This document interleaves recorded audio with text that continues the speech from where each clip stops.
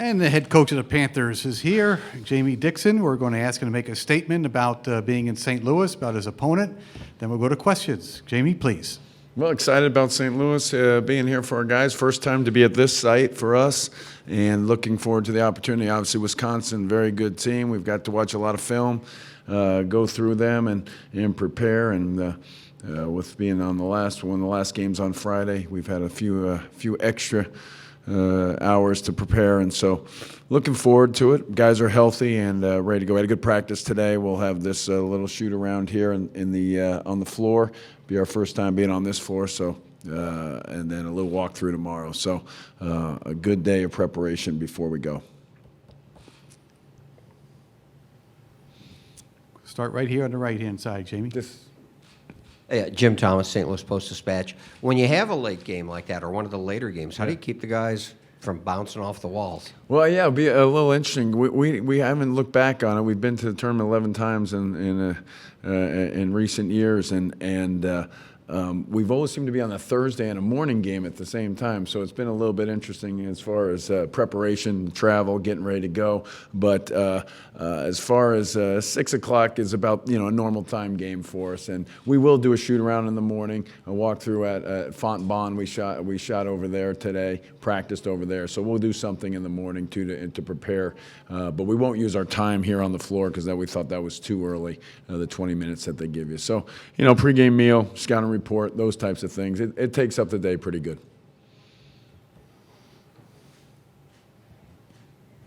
Right there near the aisle. Karen, thank you.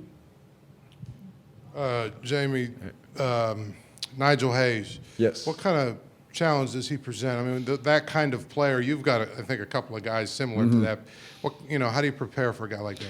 Well, obviously, interesting. We're familiar with Nigel. We recruited him out of high school, and obviously from Ohio. And it's interesting to see how he's progressed. He came out the same year as Mike and Jamel, so similar type players that we were looking at.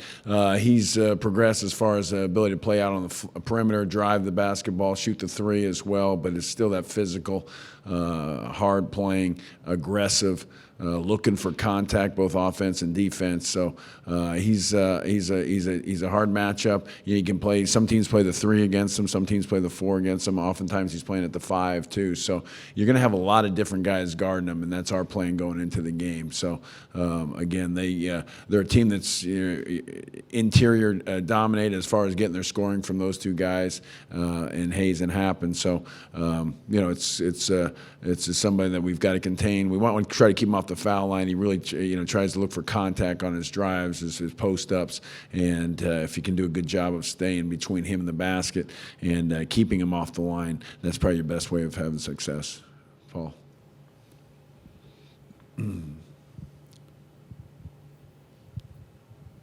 Jamie, statistically, Mike and Jamel, two leading scorers, but can you just talk about how important that when you guys have had good games this year, how important they've been to that? Yeah, I mean, those guys have been good for us. Obviously, they've been the most consistent guys of scoring, and Mike and Jamel, they score in different ways.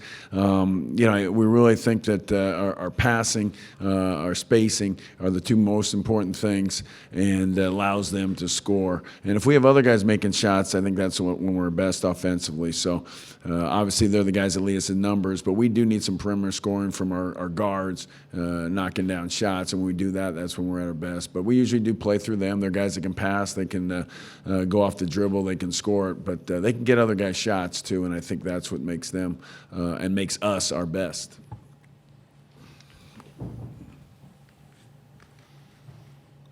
Jamie, how have they been able to use their tempo or lack thereof to their advantage? Well, I mean, that's how they play. I mean, their tempo is kind of caused because their defense is so solid, so good. They're not going to give up easy baskets. Transition defense is a priority for them, so they don't want to give up anything in transition. They preach it for years, and they've done it for years, and so we do want to get a transition baskets, transition opportunities. We want to take advantage if we can. We've seen times where they do give them up. Watch a number of films, games of them, and it can happen. So you got to play good defense on one end, and then come up with the rebound, the loose ball, the deflection, whatever it may be. But that's when we're at our best, and that's when we got to do. So, but on the offensive end, they're going to be patient. They're going to try to get the ball inside. They're going to rely on their guards to make one-on-one plays at the end too. So we don't want to, again, talked about fouls earlier, but we want to limit our fouls, and we certainly don't want to be fouling at the end of the clock when they're trying to go one-on-one, create shots. So again, they will be patient. We know that, and that's how they play. Yeah.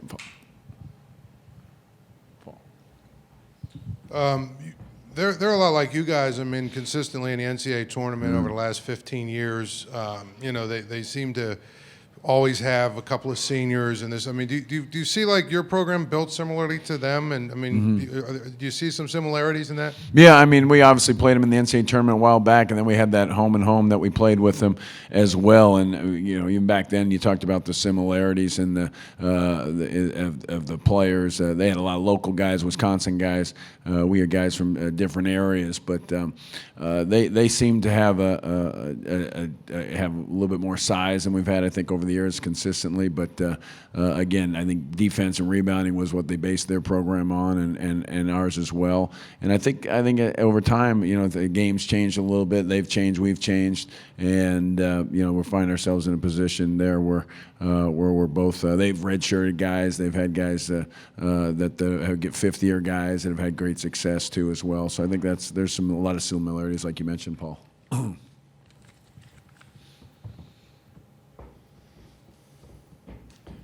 Right back down here, Dawn. Thank you.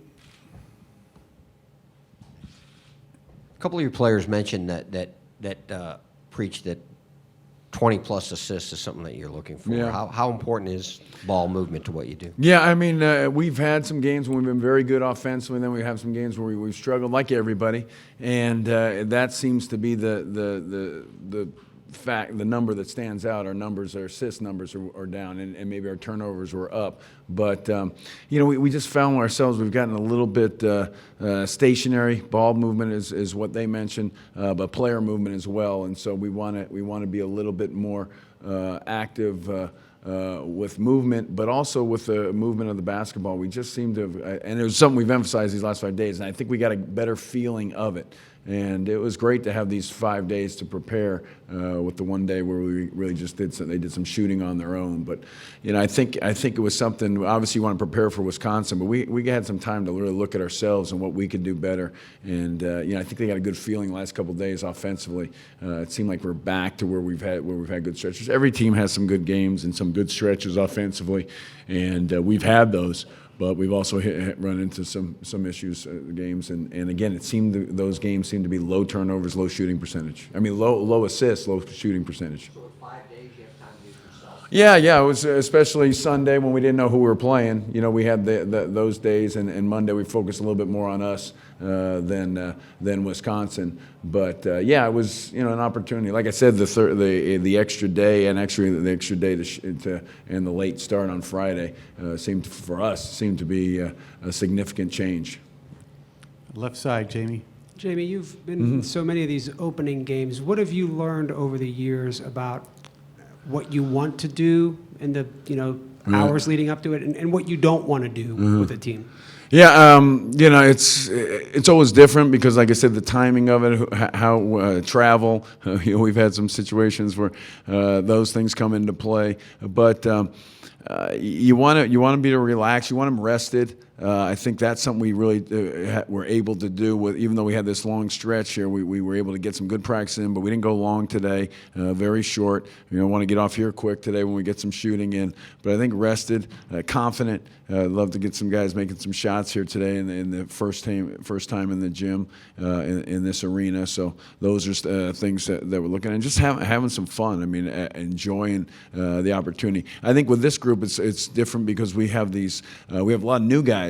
6 really new players, if you count Cameron as a freshman, redshirt freshman, and then the 3 graduate transfers, and that really became our, that's the thing I really emphasize is at the end of the year as far as getting into the tournament, because those guys transferred to our place and had never played the NCAA tournament, and we really want to get that, so making it special, rather obviously as a team that's been here a lot, but making it special for those guys, and you saw it too. I think Alonzo really practiced well this week, and Raphael well was really good, and we need those guys. So I think that was trying to make it for this one for us, making it about those guys, those seniors who've been playing in their first time. We've had seniors that have played in this a number of times, but we have seniors now that they're playing for the first time.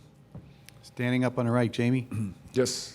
How important is a strong bench, and do you believe yours in particular could be a difference maker in a tournament game like Yeah, this? I do. I think it's obviously important. Obviously, different things occur, injuries, foul trouble, long minutes, but I think inside I feel really good about our guys. I mean, with the 5 guys we play, we don't have that big guy that stands out, but I think with the numbers of the 5 guys that we can rotate in, and we'll need it against this team because their interior scoring is their strength. That's what they're trying to do. They want to go inside.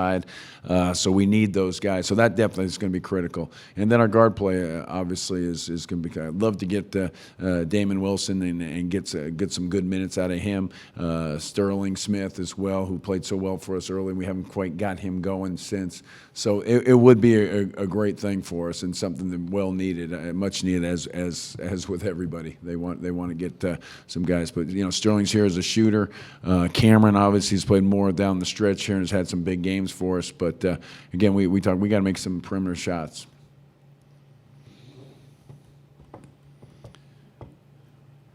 Anything else for the head coach of the Panthers? Yes, left-hand side.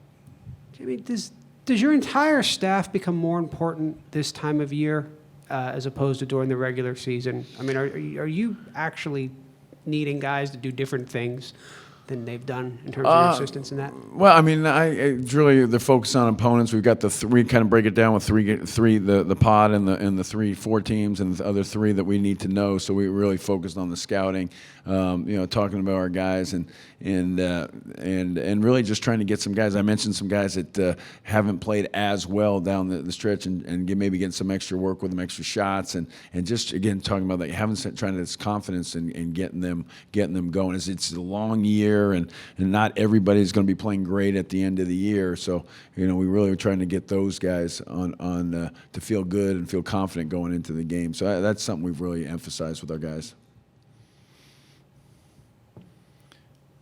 Anything else for the head coach?